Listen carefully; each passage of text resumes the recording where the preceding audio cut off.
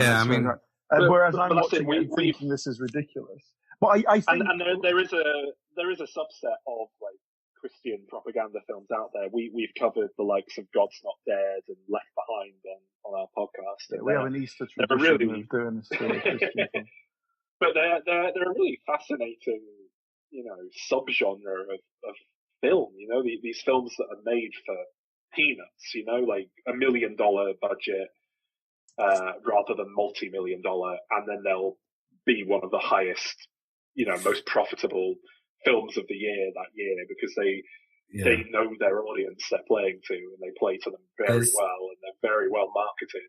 There is a film coming out that you might enjoy, actually. I can't remember what it's called, but it's a comedy about this sleazy con artist who produces a Christian film to make money because the market is quite profitable. I can't remember what it's called, but I remember South Park doing something similar where Cartman was doing the Christian rock, trying to conquer the Christian rock market. So yeah, it's not an original idea, but yeah, there's a film coming out soon. Full disclosure, I produced an Islamic rom-com because I thought that was a good market to go after. So, no judgment.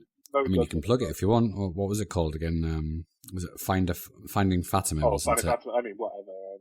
Available somewhere, possibly? I think it is now available on the likes of iTunes and stuff. If you do want to look it up, it's. I still haven't seen it. We'll have to do it as a Diminished one day. Yeah, I did what I could to subvert the thing. We got a trans woman in there in the background, which I'm sure will upset the sipping a coffee executive producers if they ever find out. But so I got some masturbation jokes past them. So yeah, back to the Rapture. You've got Mimi Rodgers living in this what you could call sinful, hedonistic lifestyle. But it's not a lack of satisfaction in that she has to sleep with other men in front of her boyfriend because she needs more. It's like she's empty inside. It's like an emotional satisfaction. It's that whole. He's trying to fill the hole. Yeah. There's something missing from my life, and I don't know what it is. It's that sort of longing that can often lead people to turn to religion. Yeah, the opening scene was a bit on the nose for me. Well, this is it. The first time I watched this film, I was seething because I couldn't tell, and I remember posting to Facebook. I think I actually tried to dig up my status, but I couldn't find it anywhere. But I do remember posting a thing on Facebook, like, I'm watching this film, The Rapture, and I can't tell if this annoying, woman who, I basically said, I can't tell how this is being pitched. I can't tell if I'm supposed to think what a great thing that this woman's turned her life from a life of sin towards the word of God, as if I'm going to think, wow, that's great, or if it's like a satire and I'm going to sort of think, what an annoying woman. Well, I definitely came down on the side of there's no way a Christian wrote this and was trying to be serious, because they make no effort at all to kind of answer questions. Like someone will say, well, what about this? Why does God do this? And they're like, consider the lily. And there's really no attempt at all. So I think it's written by someone who is a non-believer, or perhaps someone who is questioning them faith, but is obviously taking a piss out of. No, I think having seen the film to the end now, I think I think this is quite a scathingly anti-religion film, to be honest. But I think it all relies on the final moments of the film for that to come together. This film was written and directed by a guy called Michael Tolkien, who's probably best known for writing The Player. Yeah, he's directed another film called The New Age, which is about yuppies getting involved with the New Age movement. That looks like it could be quite a good piece of satire. I'd say he's really known for The Player, but The Rapture was his first film as a director. Yeah, I think so. And second as a writer. So it's quite I think it's really a film from someone who's sort of setting themselves out as a name and an auteur, And I think perhaps his career didn't really take off perhaps as he maybe thought it would after the Rapture. I don't think the Rapture connected with people. What I noticed about his filmography in terms of screenplay is it looks like a jobbing career writer, like stuff like Deep Impact and The Haunting as well. Changing Lanes. But he seems like a script doctor they bring in to, maybe just flesh out the characters or whatever. Because he's usually a co-writer or, co-credit. Yeah. So I think he's just become a bit of a script doctor by the sounds of it. So maybe he's just a solid writer. But this feels a lot more of a writer-director kind of putting something a bit more. That's what I mean. This feels like his film that he wanted to make to say something. Yeah. Yeah, he's only directed 2 films, The Rapture and The New Age, in 1991 and 1994, and then he kind of seems to have given up on directing largely. I think he's done a bit of TV since, but seems to be more of a writer than a director. So, with The Rapture, this film is obviously about someone having a mystical experience that makes them believe in God, which is basically what Gnosis is, and it explores how someone deals with that. But not just that, but it shows the devotion that people can give the more dogmatic aspects of scripture or religion.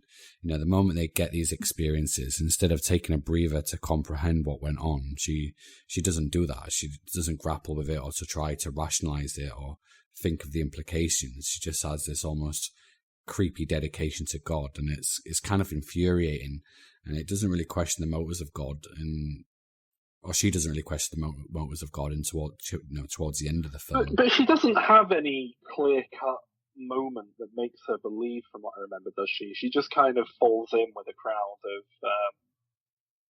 I mean, they're bordering on being a cult, really, aren't they? They're kind of fringe of Christianity that she finds at a time in her life when she's looking for something to fill a void, because she works as a telephone operator, so a very dull 9-to-5 office job, and then she kind of backs out at night with that's it. Like, it's obvious that whatever hole she's trying to fill, what she's looking for, it's because she's got a shit job that is obviously just mind-numbing. Yeah. The stuff she does outside of that is to try and give her some sense of life. And so, it feels like she's fixing the wrong It's bit. interesting that it's always an average person who gets a gnosis, though, or has the experience. They're always working in some dull office job. Like, she's working in an office or a contact center, and you've got, like, Neo in the Matrix working in an office. In terms of that's religion, I think. Religion is there as an opiate for the masses, isn't it? It's like, hey, look, your life's shit, but just do it. Stop asking questions and you'll get a reward. It's some sort of vague, non-specific reward that with no way of disproving that it'll ever happen. But it's there, believe us. And that's my view on religion, basically. Yeah, I used to have that way of thinking, but then I had my experience and I realized it's more than it just being an idea. You have to experience it. I think it's more than just, it'd be nice if there was a God, because, before my gnosis, I was fine with not knowing that there was any indications of anything metaphysical beyond this reality. But, that's my own fault for dabbling with psychedelics in the occult. I didn't think it was going to turn out to be real or appear real to me. I was doing things like chaos magic rituals. Wait, hang on. Chaos magic? Yeah, have you heard of chaos magic? It's Sonic, isn't it? Well, I played Sonic the Hedgehog, yeah. You get the 7 Chaos Emeralds and you can become supersonic. And when you're supersonic, you can fly in space. You're invincible until you run out of rings. The developers of the game could have easily been inspired by chaos magic. You don't have to be into religion or spirituality to practice chaos magic. Some atheists are into chaos magic, but I would do these rituals and things would come true. So some of it was low-key stuff like job opportunities I wanted, and you can definitely make the argument that I would have had this stuff happen anyway. But when I say magic, I don't mean Harry Potter shite. I mean like synchronistic type of magic, where certain things just line up. But I'm not an expert on it by any means. I'm looking on the Sonic fandom wiki forum. I found a thread called Chaos equals magic ? So we'll see if this is what Sonic was doing. Is it spelled with a K as well, as there is a distinction in the spelling? No, it's not. It's spelled in like as you would spell chaos. So it spelt how a lot of kids thought they were called the Chouse Emeralds. I remember back in the day having to argue with people. No, they're called Chaos Emeralds. Yeah, back to the Rapture. I think the transcendental experience is more powerful and profound than just believing for the sake of believing. In this film, it doesn't really convey the power of such experiences, and then in this, it's just like one day she starts believing, and that's it. No, it does feel like there should be a big turning point. Yeah. I quite like that there isn't some huge moment that turns her, because I think for most people who do turn to religion like this, I don't think there is like a massive obvious turning point. I think it is just kind of usually just the right your person life is when you're in a bit of a mess. I think there is a truth to that. That's why a lot of born again Christians are former alcoholics or drug addicts, because in a way you can sort of wipe the slate clean and restart your life, just reboot it. One of the steps of AA, isn't it? AA is a Christian. Yeah, what's interesting about the AA is that the founder of the AA was actually a former alcoholic and was one of the first people to be involved with researching LSD. And he had an experience so profound that he set up the AA. He set up the AA shortly after. And one of their core principles is to put your faith in a higher power. Cool. Scott, I've just looked up. It's calling it a shoal of sigils? What, in Sonic? No, this is Chaos Magic. I'm on the Chaos Magic Wikipedia page. And it's a load of symbols that are related to it. Now, are these the sorts of symbols that you were talking about seeing? If you go into Google Images and type Nag Hammadi library, you'll get a visual reference to see what I saw on my trip. If you click on any image that looks like old papyrus, you'll see what I saw. These symbols. Oh, that looks like the Necronomicon. Yeah, it does actually. The one that I've pulled up. So you can see the language. Wait a minute, what am I looking for specifically? So if you click on images, you'll see a piece of paper with the language on. So this is just like old worldy script as far as I'm concerned. I don't think it doesn't jump out as me being, it looks like ancient Greek. Yeah, ancient Greek, like Greek codexes. The one I've got now looks like Lord of the Rings language. Yeah, well, I think he may have been inspired by Gnostic ideas. A lot of authors have stories with Gnostic themes. Well, that's the thing, isn't it? Like something like this, it influences the world around it, and so you take a drug that affects your brain, and then you're just seeing all sorts of random triggers going from your brain. Who knows what? To be honest, I'm not being funny, but there's flat out some of the Latin alphabet here. There's a K, there's an I, there's an E, there's a T. I can assure you I was just seeing, I was seeing more than your average letters of the alphabet. Yeah, it would take a lot more than that for me to be convinced there is a God. In your, as you explore this topic in life, if you ever come across a purveyor of creepy old books, let me know, because I do love these things. I've always thought I'd love to have a creepy old Necronomicon book. Yeah, there is actually a Necronomicon book. I think it was created as a novelty sort of thing. Like a prank. But what's weird about that is some people would do these rituals and they would come true. So it just goes to show that if you have a belief system, reality has got a strange way of contorting to those beliefs.